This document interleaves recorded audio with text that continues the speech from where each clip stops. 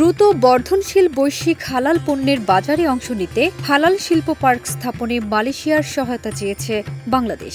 12 August কুয়ালালামপুরের একটি হোটেলে মালয়েশিয়ার হালাল শিল্পের কর্মকর্তাদের সঙ্গে বৈঠকে এ আহ্বান জানান প্রধান উপদেষ্টা ড.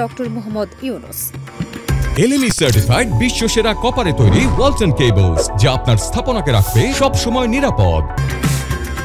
বৈঠকে জানানো হয়, বর্তমানে বৈশ্বিক হালাল বাজারের আকার $3 ট্রিলিয়ন মার্কিন ডলার। 2030 সালের মধ্যে এটি পৌঁছাতে পারে $5 ট্রিলিয়ন। মালয়েশিয়া, যাদের অন্তত 14টি হালাল ইন্ডাস্ট্রিয়াল পার্ক রয়েছে, ইতিমধ্যেই বাজারের বড় অংশ দখল করেছে। প্রতিযোগিতায় আছে মধ্যপ্রাচ্য, থাইল্যান্ড, অস্ট্রেলিয়া ও নিউজিল্যান্ডও।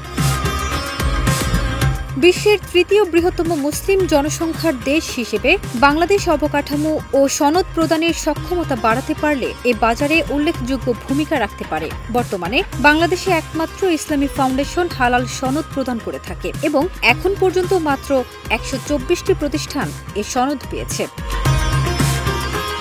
বিডার নির্বাহী চেয়ারম্যান জানান, মালয়েশিয়া বাংলাদেশের চাহিদা চিহ্নিত করতে সহায়তা করলে যৌথভাবে হালাল শিল্প গড়ে তোলা সম্ভব। মালয়েশিয়া শিগগিরই প্রয়োজনীয়তা মূল্যায়নে একটি দল পাঠানো হবে।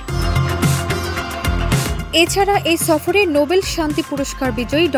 মোহাম্মদ ইউনূসকে সম্মানসূচক ডক্টরেট ডিগ্রি প্রদান করেছে মালয়েশিয়া ন্যাশনাল ইউনিভার্সিটি UKM। বিশ্ববিদ্যালয় কর্তৃপক্ষ জানিয়েছে, সামাজিক ব্যবসা প্রসারে অনন্য অবদানের স্বীকৃতি হিসেবে এই সম্মাননা দেওয়া হয়েছে। এ সময় অনুষ্ঠানে উপস্থিত ছিলেন মালয়েশিয়ার বিশিষ্ট শিক্ষাবিদ, নীতি নির্ধারক ও শিক্ষক-শিক্ষার্থীরা। মালয়েশিয়ার প্রধানমন্ত্রী আনোয়ার ইব্রাহিমের আমন্ত্রণে 3 দিনের সফরে 11 আগস্ট কুয়ালালামপুরে পৌঁছান প্রধান উপদেষ্টা ড. মোহাম্মদ ইউনূস। সফরে হালাল শিল্পে সহযোগিতা ও শিক্ষা কেন্দ্রে অংশীদারিত্বের নতুন সম্ভাবনা উন্মোচিত হয়েছে বলে দুই পক্ষই আশাবাদী। ফারজানা নিকিতা, দেশ রূপান্তর।